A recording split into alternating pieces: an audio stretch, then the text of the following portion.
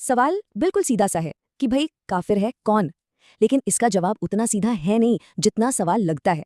इस सवाल की तह तक जाने के लिए हमें कुछ बहुत ही जरूरी सिद्धांतों को समझना होगा जो इसकी बुनियाद बनाते हैं। तो चलिए इस पूरे मसले को समझने के लिए हम इसे 5 हिस्सों में बांट कर देखते हैं। सबसे पहले हम कुफ्र और तकफीर का फर्क जानेंगे। फिर खुदा के एक दीन का कॉन्सेप्ट क्या है उसे समझेंगे। इसके बाद इंसाफ का वो कौन सा उसूल है जो यहाँ काम करता है, दीन के बुनियादी सोर्स क्या हैं, और आखिर में आज के जो नए नए मसले हैं उन्हें हल करने का तरीका यानी इज्तिहाद, इस पर बात करेंगे। तो चलिए शुरू करते हैं सबसे पहले और शायद सबसे जरूरी पॉइंट से, कुफ्र और तकफीर में फर्क क्या है। यहाँ एक बहुत ही बारीक लेकिन अहम अंतर समझना होगा। एक है अमल यानी कोई काम, और दूसरा है उस पर फैसला सुनाना। तो कुफ्र असल में है क्या? इस फ्रेमवर्क के मुताबिक कुफ्र वो हालत है जब किसी के सामने सच्चाई पूरी तरह से एकदम साफ हो जाए, फिर भी वो उसे जानबूझकर ठुकरा दे। और ये इनकार किसी कंफ्यूजन की वजह से नहीं, बल्कि जिद, तासुब या तकब्बुर की वजह से होता है। यानी ये दिल का मामला है, एक अंदरूनी कैफियत है। अब यहाँ पे ये जो अमल और फैसले का फर्क है ना, वो और भी ज्यादा साफ हो जाता है। देखिए, कुफ्र एक अमल है, सच्चाई को जानबूझकर ठुकराने का अमल। हम इंसान इसे डिफाइन कर सकते हैं, इसके बारे में बता सकते हैं, इससे आगाह कर सकते हैं। लेकिन तकफीर यानी किसी को काफिर करार देना, ये एक फैसला है, और ये फैसला सुनाने का हक सिर्फ खुदा का है, क्योंकि सिर्फ वही है जो दिलों के हाल जानता है कि किसने वाकई जानबूझकर सच का इनकार किया। ये जो कोट है ना, ये समझिए कि पूरी बात का निचोड़ है। हम ये कह सकते हैं कि कोई शख्स गैर मुस्लिम है, लेकिन हम उसकी तकफीर नहीं कर सकते। मतलब साफ है, सामाजिक पहचान के तौर पर किसी को नॉन मुस्लिम कहना एक अलग बात है, लेकिन उसके ईमान पर आखिरी फैसला सुना देना, वो हक इंसानों को नहीं दिया गया है। अच्छा, अब सवाल ये उठता है कि ये फर्क इतना सख्त क्यों है। इसका जवाब हमें दूसरे सिद्धांत में मिलता है, खुदा का वाहिद दीन यानी ईश्वर का एक ही धर्म। इस नजरिए के मुताबिक ईश्वर के यहाँ सिर्फ एक ही रास्ता मंजूर है, इस्लाम। और इस्लाम का शाब्दिक अर्थ है खुद को ईश्वर को सौंप देना। तो यहाँ इस्लाम किसी एक ग्रुप का नाम नहीं, बल्कि एक यूनिवर्सल सिद्धांत है, ईश्वर की फरमाबरदारी करना, उसकी बात मान। और ये कोई नई बात नहीं है, ये फ्रेमवर्क बताता है कि ईश्वर की आज्ञा मानने का यही एक पैगाम दुनिया के सभी पैगंबरों ने दिया, चाहे वो इब्राहिम हो, मूसा हो, ईसा हो या फिर पैगंबर मोहम्मद।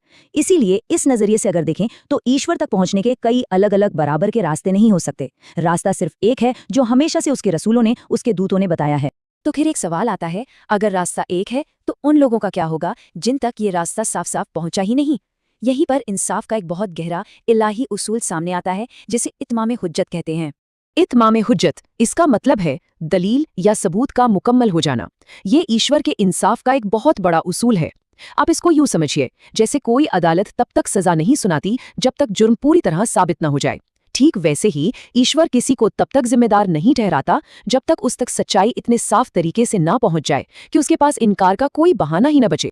और ये कोई एक ही लाठी से सबको हाँकने वाला फॉर्मूला नहीं है।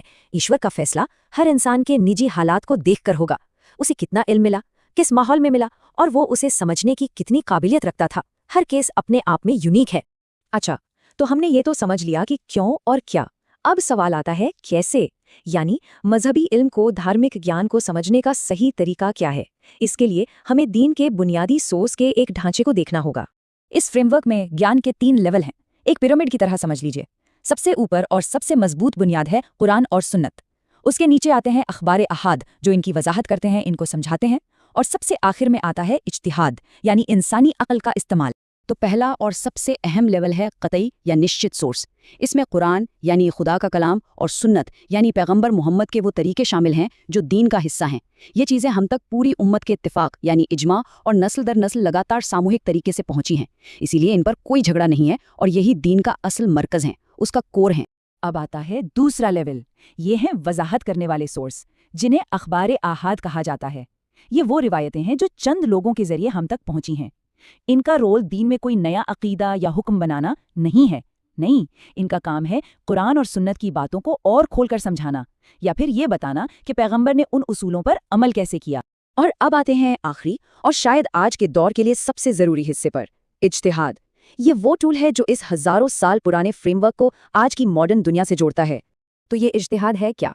ये एक क्वालिफाइड स्कॉलर की वो दिमागी जद्दोजहद है, वो कोशिश है जिसके जरिए वो उन नए मसलों का हल ढूंढता है जिनका जिक्र सीधे सीधे कुरान और सुन्नत में नहीं मिलता। ये आज के दौर की ज़रूरतों को पूरा करने के लिए एक बहुत ही ज़रूरी प्रोसेस है। अब देखिए, इसकी ज़रूरत कहाँ कहाँ पड़ती है। अरे भई, आज की दुनिया में हर जगह ट्रैफिक के कानून से लेकर ऑर्गन ट्रांसप्लांट तक, इंश्योरेंस पॉलिसी से लेकर बर्थ कंट्रोल और यहाँ तक के मॉडर्न बैंकिंग सिस्टम, इन सब नए मसलों पर एक राय बनाने के लिए दीन की बुनियादी उसूलों की रोशनी में गौर व फिक्र करने की जरूरत होती है। और बस इसी प्रोसेस को इज्तिहाद कहते हैं। और ये हमें एक बहुत ही अहम फर्क तक ले आता है, दीन और फिक्र के बीच का फर्क। दीन वो है जो ईश्वर और उसके रसूल की तरफ से आया, वो एब्सोल्यूट है, बदला नहीं जा सकता, उस पर सिर्फ अमल किया जाता है। लेकिन फिक्र वो दीन की इंसानी समझ है, ये इंसानी कोशिश का नतीजा है, इसलिए इस पर बहस हो सकती है, ये वक्त के साथ बदल भी सकती है और ये हमेशा चर्चा और एनालिसिस के लिए खुली है। तो इस सारी बातचीत के बाद एक बहुत बड़ा सवाल हमारे सामने आके खड़ा हो जाता है। इंसानी फहम की यानी इंसानी समझ की हद कहाँ है? वो कौन सी लाइन है जहाँ पर इलाही इल्म खत्म होता है और इंसानी तफसीर यानी ह्यूमन इंटरप्रिटेशन शुरू होती है? ये एक ऐसा सवाल है जो हम सबको दीन को समझने के अपने तरीके पर दोबारा सोचने के लिए मजबूर करता है।